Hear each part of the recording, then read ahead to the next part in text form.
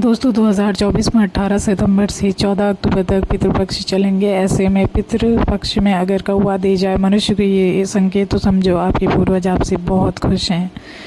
कुछ खास लोगों को ये कौवा देता है शुभ संकेत। ये संकेत सभी किसी को मत बताना। दोस्तों को कौवे द्वारा बताए गए 14 शुभ संकेत। कौवा एक ऐसा प्राणी है जिससे अच्छे या बुरे की जानकारी उसकी घटना के पूर्व हो जाती है। कौवे को कोई दिव्य शक्तियाँ प्राप्त हैं, वो पहले ही जान लेता है कि मनुष्य के साथ क्या क्या होने वाला है। हमारे समाज में चिरकाल से कौवे को लेकर अशुभ अशुभ शगुन अपशगुन के उल्लेख किया जाता है। शगुन शास्त्र में भी कौवे से जुड़ी अनेक रोचक जानकारियों का वर्णन मिलता है। इस वीडियो में हम आपको कौवे के संबंधित शगुन अपशगुन से जुड़ी कुछ बातों की जानकारी दे रहे हैं। दोस्तों कमेंट बॉक्स में ज़रूर लिखें ओम नमः शिवाय, और हमारे चैनल को सब्सक्राइब करके इस बेल आइकन को ज़रूर प्रेस करें।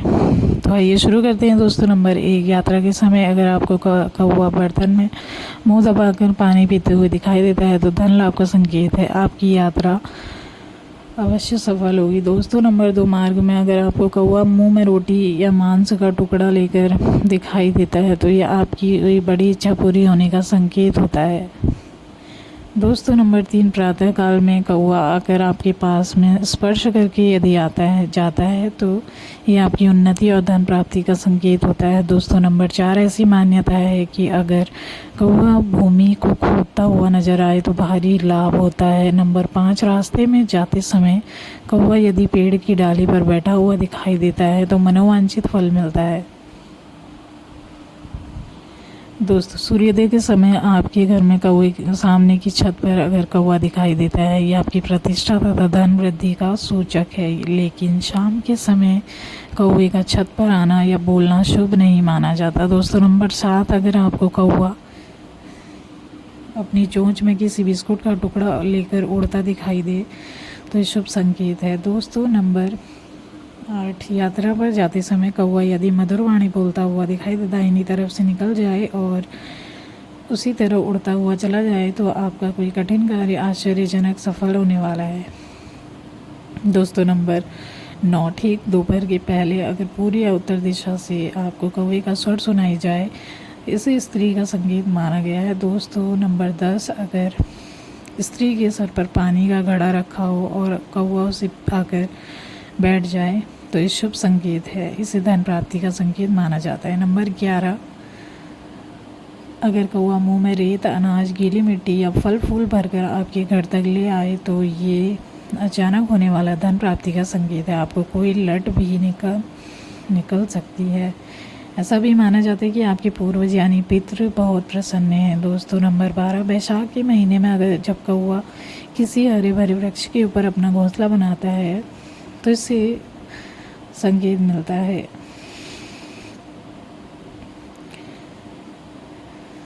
अगर कौवा आपको परस्पर भोजन देते हुए दिखाई दे तो यह आपका सोया हुआ भाग जागने का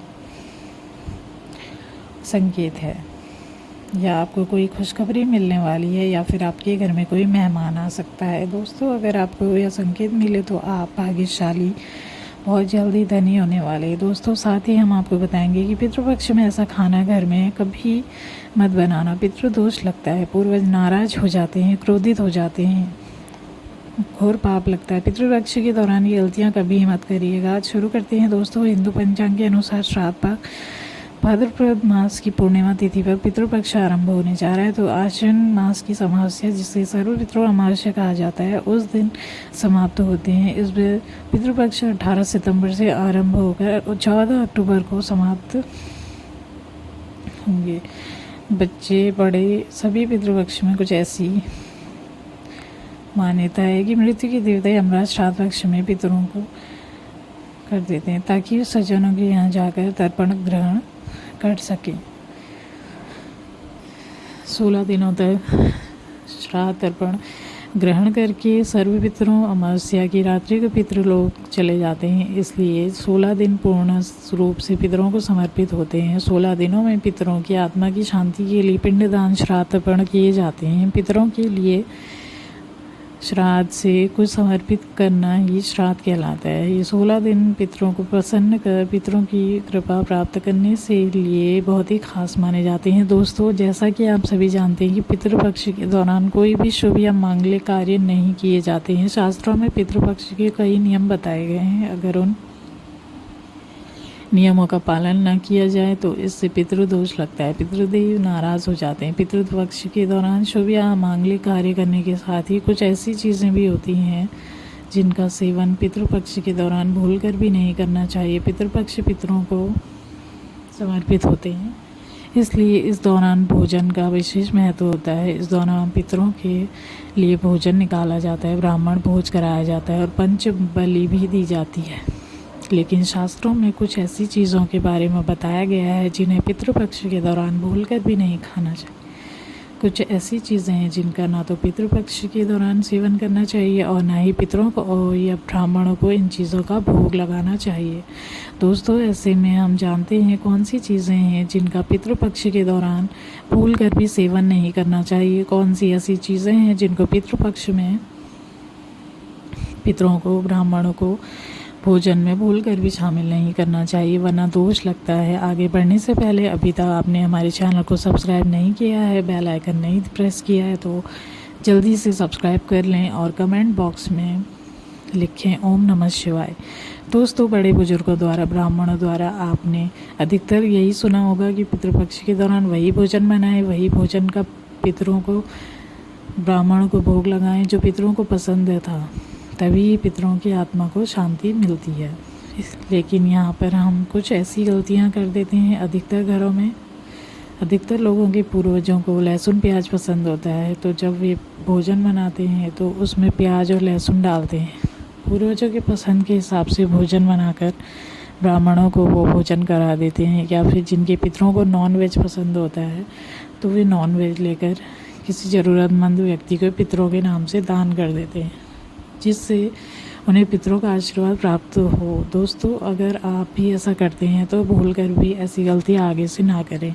शास्त्रों के अनुसार पितृपक्ष के दौरान प्याज, लहसुन, मीट, अंडा का सेवन भूलकर भी नहीं करना चाहिए और पितरों के भोजन में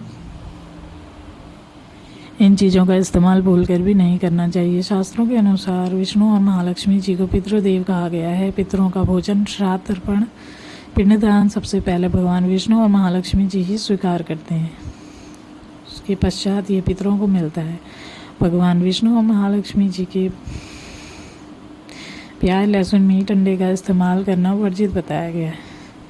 भोजन में मीट, अंडा, प्याज, लहसुन इन चीज़ों का इस्तेमाल करते हैं तो भगवान विष्णु और महालक्ष्मी जी उसे स्वीकार नहीं करेंगे, और जब वे पितृदेव स्वीकार नहीं करेंगे तो हमारे पितृ भी उस भोजन को स्वीकार नहीं करेंगे। इसलिए इस बात का हमेशा ध्यान रखें।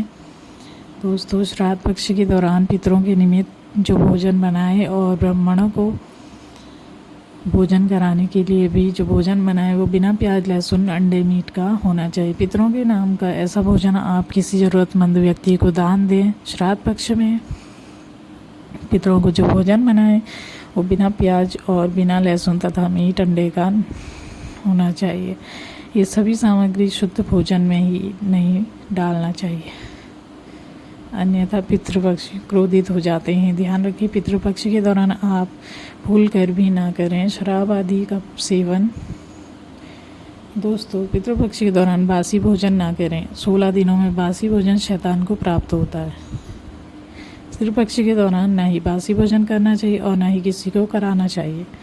कोई ज़रूरतमंद व्यक्ति अगर आपके द्वार पर आए तो उसे भी बासी भोजन ना दें। शास्त्रों में बताया गया है कि पितृपक्ष के दौरान पितृ किसी भी रूप में द्वार पर आ जाते हैं, और अगर आप ऐसे में पितरों को बासी भोजन देंगे तो आपको पितृदोष लगेगा। इसलिए इस बात का विशेष ध्यान रखें, ना तो आप बासी भोजन करें और ना ही किसी को दें।